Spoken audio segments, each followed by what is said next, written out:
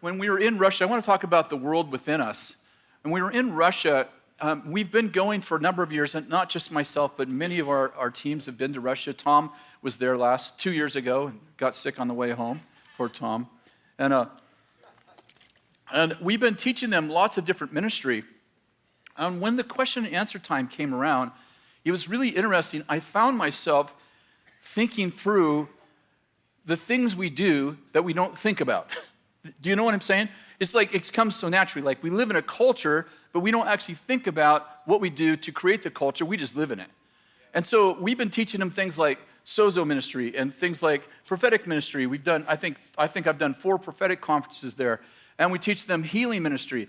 And as they began to ask questions, I started to realize that they have prophetic ministry, but they don't have a prophetic culture. They have a healing ministry, but they don't have a healing culture. And as they're asking questions, it began to stimulate, for the next 5 days in the questions and answer sessions, and especially in personal conversations with, I'd be at lunch with like 7 or 8 of the pastors, and they would ask these questions like, you taught us this, and we've been doing that, but this is the problem we're having. And I began to realize, we taught them ministry, but we didn't teach them culture. And they would say things like, we have prophetic ministry now, and Daniel's been here, and this person, you were there, and da-da-da. And, we have this person get up in church and prophesy while I'm preaching, and I don't know what to do now. Now you kind of, you ruined our church. Now I've empowered all these people to prophesy, and now they're doing these weird things, and I don't know what to do. And I say, well, if to the level you empower people, you have to confront them. And they go, I confront them, they leave my church. And I'm like, oh no, you to the level you empower them, you must confront them, but you must confront them in honor.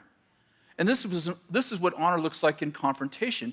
It looks like you believe the best about people, and you believe that they're good people and that they had good motives, even though they did the wrong thing. They probably did it for the right reason. And so I'm talking, and one of them goes, well, I think there's the spirit of Jezebel in this woman. And I'm like, okay, well, if you name the person the name of an enemy, you're not going to deal with her as a daughter.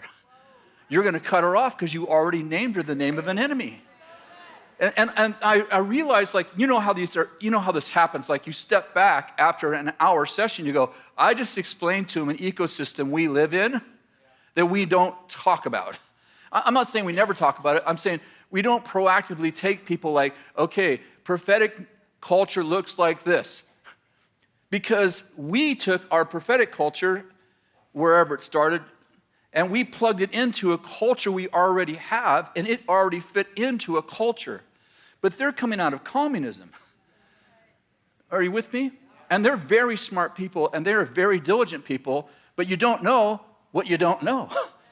And so they're coming out of communism, and they're taking ministry, and they're plugging it into the way they've learned to lead in communism, and they're trying to come out of communism, and what they need is a completely new ecosystem. And